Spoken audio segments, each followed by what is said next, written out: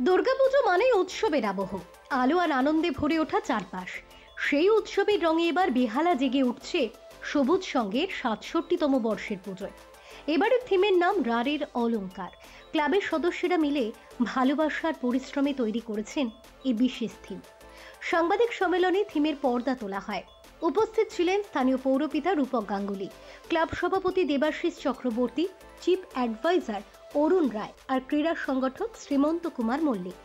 সবুজ সংঘের প্রত্যাশা, এবারের থিম দর্শকদের মনে নতুন মাত্রা যোগ করবে আর বেহালার দুর্গোৎসবকে করে তুলবে আরও বিশেষ।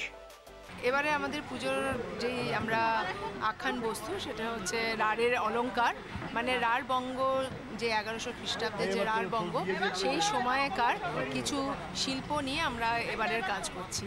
তো কিছু ডোকরার শিল্প, যেটা আমরা ডোকরা হয়তো সরাসরি ব্যবহার করছি না, কিন্তু কিছু ডোকরার রেপ্লিকা আমরা বানিয়েছি নিজেদের হাতে।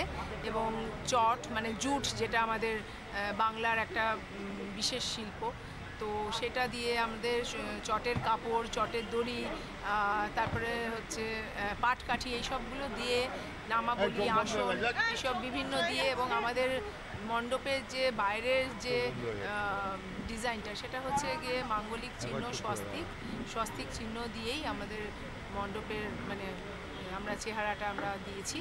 বুঝতে পারছি কি বলছো। এলাকার যে পাড়ার মণ্ডপ, তারা নিজেরাই এই ভাবনা থিম বানিয়ে এই ভাবনা চিন্তা করে একটা মণ্ডপ ফুটিয়ে তুলছে, এটাই কীভাবে দেখছি? হ্যাঁ, খুব ভালো, আমি খুব ইমপ্রেসড। এরা করছে, সমস্ত কিছু কাজ করার পর যেভাবে করছে এতদিন ধরে, এটা তো ইমপ্রেস। আমি তো খুব আশাবাদী। মহিলারা অনেকে, আমি তো মনে হয় মহিলাদের টেনাসিটিটা আমাদের চেয়ে অনেক বেশি, কারণ যেভাবে করছে সত্যি আমার ভালো লাগে। এটা তো আমি খুব ইন্সপায়ার্ড, এবং আমি যার জন্য ওদের প্রোগ্রাম, ওদের এখানে কোনো ব্যাপার হলে মাঝে মাঝে এসেও দেখা করি, আমার ভালো লাগে, খুবই ভালো লাগে।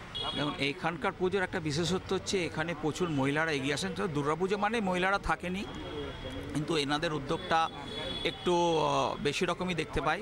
প্রত্যেক বছরই নেন, এবছর একটা নতুনত্বের সৃষ্টি করেছেন, রাট বাংলার একটা শিল্পকে তুলে এনেছেন, এবং প্রত্যেকেই ছেলে এবং মেয়েরা এখানে সমানভাবে এগিয়ে আসেন।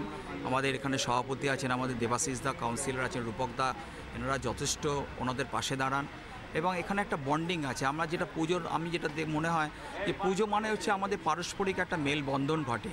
সেই মেলবন্ধনটা এখানে যেন মনে একটু বেশি আকারে আছে।